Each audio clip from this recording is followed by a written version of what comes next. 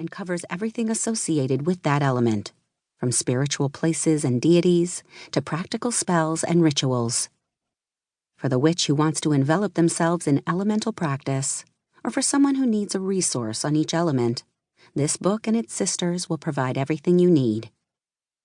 Written by 4 different authors from around the globe, each book in the Elements of Witchcraft series shows just how wide and deep the esoteric understanding of the elements goes, and how to make that concept work for your own magical and spiritual needs. Join us on a deep exploration of the magical use of the 4 elements. By Heather Green, Acquisitions Editor, Llewellyn Worldwide.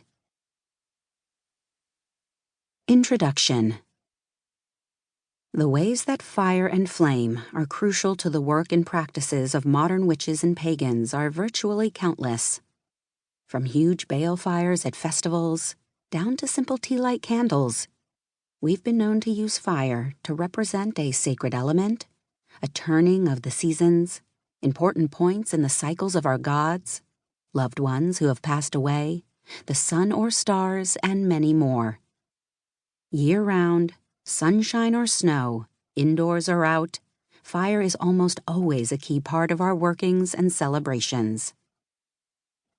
It is my aim with this book to explore not only the modern and historical uses of fire throughout witchcraft communities, pagandom, and a culture, but to also pay tribute to the ways in which it is important to our very existence as humans and a community. Just like the kitchen hearth fire was the center of households for centuries, so too are the bonfire, campfire, and candle flame an integral part of pagan rituals, gatherings, and workings. The group I work with usually works outside, and fire plays a big part, usually in the form of a bonfire or candles, if Australia's fire restrictions allow.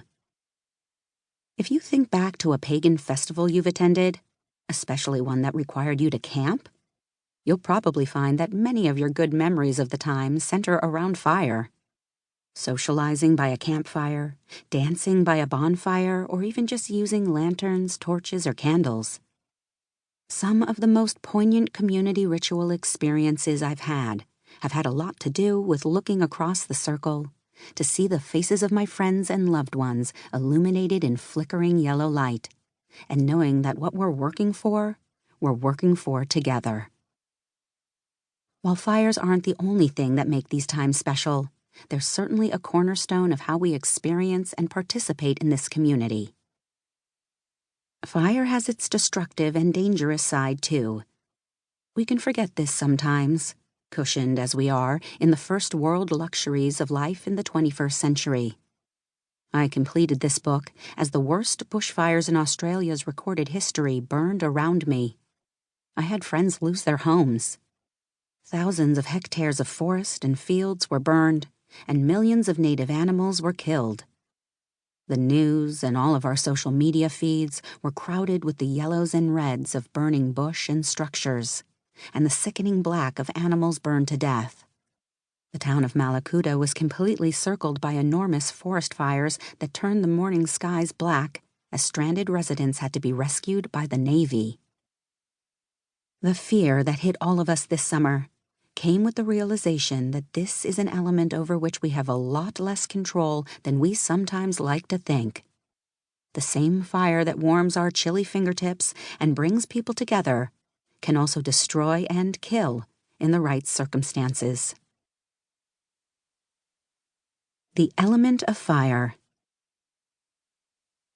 If you've been reading about or practicing modern witchcraft for any amount of time, you will have come across the elements of earth, air, fire, water, and, sometimes depending on your tradition, spirit.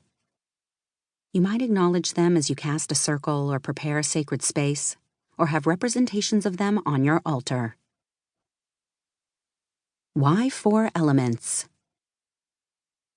Most of the witchy books that my eager teenage self read at the turn of the century, gods, I feel old writing that, insisted that having balanced representation of the elements in any ritual is essential. But none really went into the reasons why or where this notion came from. The idea of